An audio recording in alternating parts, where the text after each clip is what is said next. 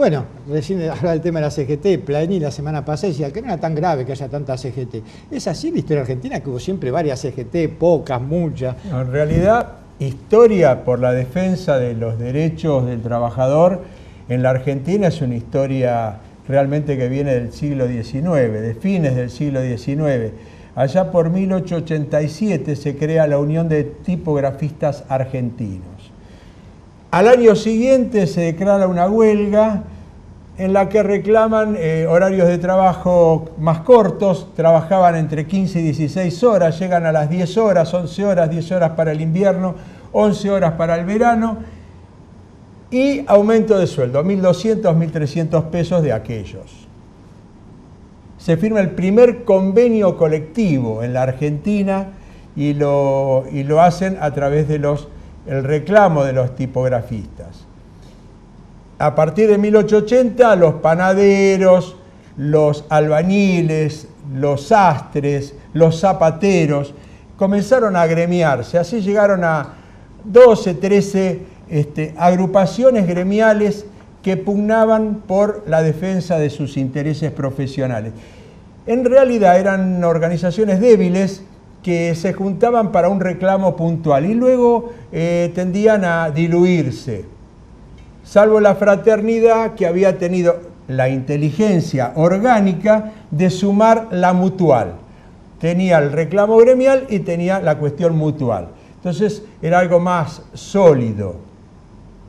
Recién tenemos que ir allá por 1900, 1901 para las primeras federaciones, la Federación Organizada Argentina, FOA, que era de origen anarquista. Y también los socialistas, con menos fuerza, también tenía su central obrera. En ese momento, los que traían esta forma de organización eran los inmigrantes europeos que habían venido realmente en forma masiva a trabajar a la Argentina y traían las ideologías de la vieja Europa y también la metodología de acción. Metodología de acción muy fuerte, muy ligada al reclamo directo, a la acción directa. En el centenario de nuestra patria, la conducción de la nación en ese momento, una élite muy acomodada, generó hechos realmente importantes desde el punto de vista propagandístico. Recordemos que la Argentina era una de las 6 primeras economías del mundo. Y bueno, se aprovechó esa mirada hacia la Argentina para que estos hombres que estaban organizándose gremialmente, hacer conocer sus reclamos. Una semana de huelgas, semanas de huelgas muy fuertes, con represión, y también se pedía por la libertad de Radowisky, que era un anarquista de aquellas épocas. Ya con el advenimiento del radicalismo, hay otra mirada respecto de la defensa de los derechos del trabajador. El gobierno radical, el primer gobierno de Irigoyen, interviene directamente en las conciliaciones entre el trabajador y el empresario. Protege el derecho de agremiación, logra el descanso dominical y fracasa en la jornada de 8 horas. No le dan las manos, como se dice ahora en la Cámara, allá por el año 1928. La década infame, como su nombre lo dice, no solo era infame porque amañaba política y socialmente a los argentinos, sino también porque el reclamo sindical era una cuestión que no entraba dentro de su agenda. Con el peronismo se logra el advenimiento de una clase trabajadora, no solo a sus reivindicaciones tan peleadas y tan justas, sino también en la participación de la decisión de la nación. Se incorpora lo que hoy, digamos, es parte de la genética del trabajador, que es la posibilidad del discutir lo que le corresponde. En el 55, todos los derechos que se habían obtenido pasan a ser discutidos y tratan inclusive de, a través de una suerte de regularización de la CGT a cargo de Patrón Laplacet, se trata de construir una CGT no peronista. Para la sorpresa de quienes organizaron esta reunión en un lugar del Barrio Norte, en el pleno enclave aristocrático, en salones que eran salones no apropiados para este tipo de reunión, sino más bien para fiestas, se realiza una votación en la que los gremios peronistas ganan la elección 298 a 291. Y entonces se rompe la normalización de la CGT. Por ese entonces estaba presente el decreto 4161, el decreto más nefasto de lo que se tiene historia en lo que es institucionalidad. Se prohibía el hablar de Perón, de los símbolos, se prohibieron los símbolos peronistas, así todo hubo hombres que defendieron esta posición en este plenario, como Cardoso de la Corne y José Ignacio Rucci de Metalúrgicos.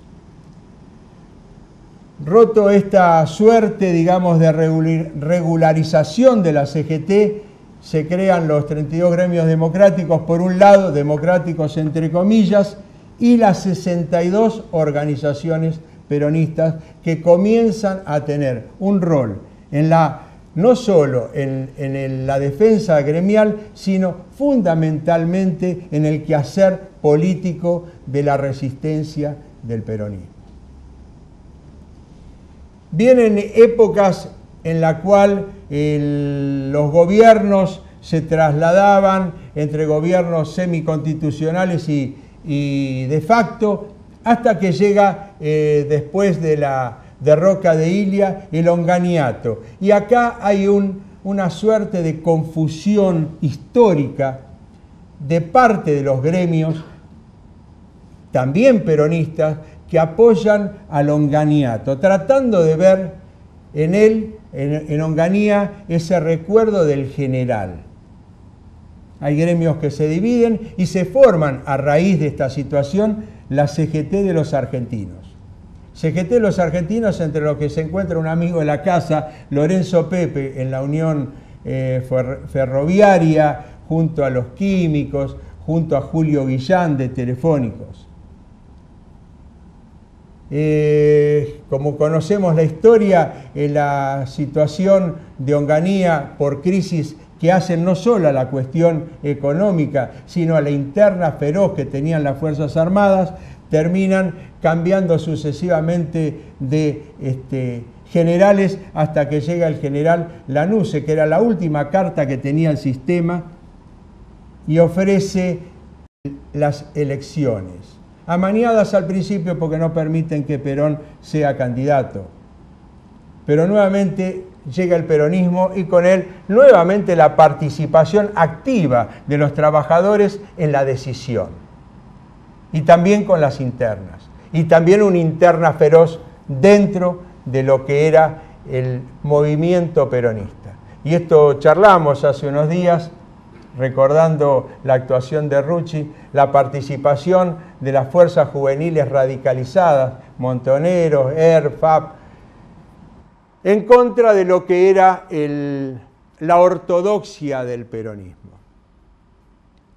El resultado, como decíamos, una de las dictaduras más trágicas que tuvo la Argentina, del 76 al 83, con desaparecidos, muertos, detenidos, desaparecidos, que la mayoría, cerca del 60%, pertenecían a las filas obreras.